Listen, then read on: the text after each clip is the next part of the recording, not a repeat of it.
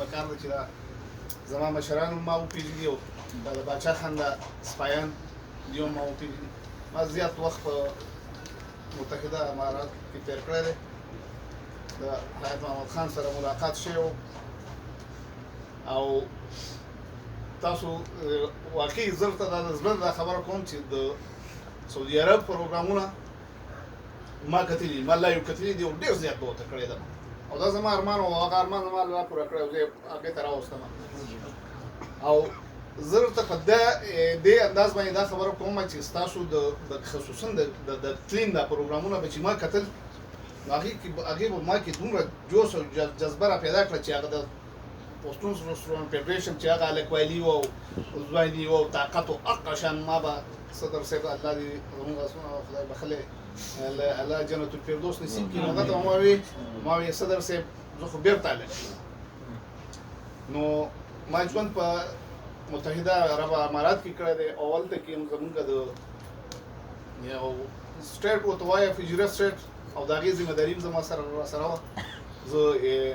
چیرمین وم او هلته کې زمونږ د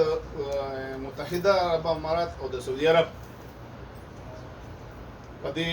پروګرامونو کې او په دې غونډو کې دومره فرق و چې ما به هلته کې د هغو سره زمونږ عبدالله خان ډېر تکړه ملګری دی او ډېرې ستړې کوي او هغو ته به ما دا خبره کوله او چې دغه په شکل کې به مې دا خبره کوله چې د پیغور په شکل کې ما وایي چې موږ دلته کې ایکټینګ کوو سعودي عرب موږ له په پاکستان کې پارټي جوړه کړه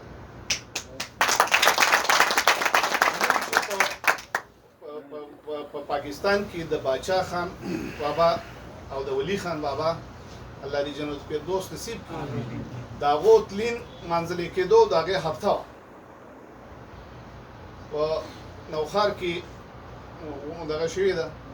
تلین پروګرام شوی دی په بنو کې شوی دی په آباد کې شوی دی په څنګه چې زمونږ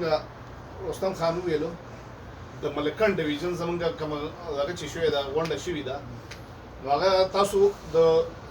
ایمل خان هم لیدو چې ایمل خان څنګه و د هغه باډي لینګویج څنګه او بیا حیدر خان هم ولیدو نو د هغې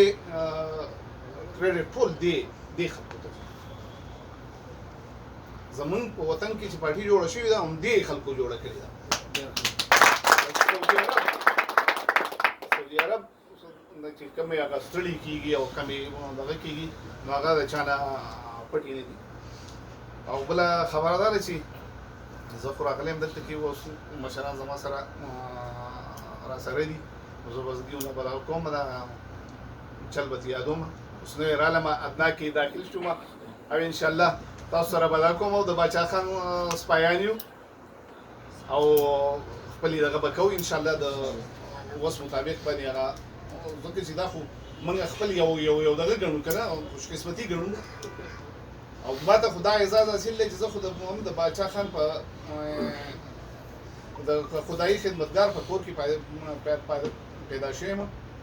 زما والد صاحب خدایي خدمتګار و او دا شرف هم ماته حاصل دی چې د باچا خان رحمت الله علیه سلک ډېر خدمت ما هم کړی دی او دا موږ چې نن په باچا خان باندې کومې خبرې کوو نو دا ما په خپله لیدلي او ما اورېدلي او د هغه خدمت هم ما کړی دی نو زه ستاسو او د دې مشرانو په منځ کې نور زه حایل کېدل نه غواړم بیا درته سلام وایم او خصوصا د باچا خان د قافلې د سپایان ته زمونږ چیرمین صاحب خبره وکړله رستم خان خبره وکړله دیو خبره وکړه د سوشل میډیا نو په سوشل میډیا باندې واقعي زما یو وراره دلته کې زما سره ناست دی نجیب الله هغه پرون ماته خبره کوي په دې سوشل میډیا باندې مقابله څه دی په پښتونخوا کې خو مقابله د عوامي نشر پارټۍ او د دې نورو په شریکه ده نو ما ته وویل چې انکله دلته مقابله روانه ده ووټ به څو کوي نو ما ورته وویل چې دا شی دی چې هغو خو د سوشل میډیا خلک دي خامخا به یې رانغه کړي په سوشل میډیا موږ حقیقت دی چې په دغه ځینې کې د بهرام خام خبره چې ډېر وروسته پاتې موږ پکار ده چې په دغه ځینې کې لږ ځان اکټیو کړو خو خپل سوچ موږ دا غځې پورې وساتو چې د هورو هغه معامله پکې رانشي ځکه چې بیا زمونږ او د هغو هغه فرق ختم شو چې په کار زمونږ خپل سوچ خپل فکر او خپل دغه اوچت وساتو او د اخلاقو او د شرافت په دایره کې دننه که موږ ته څوک یو دغه خبره هم وکړي نو چې موږ هغه جواب په داسې انداز کې وکړو چې هغه متاثر شي نور حایل کېدنه غواړم. السلام علیکم ورحمة الله. چین بناز په موزیتن روس په لیرنګه چین بناز په موزیتن روس په لیرنګه او په چرچل باندې ویاړ خپل فرنګیان خو چې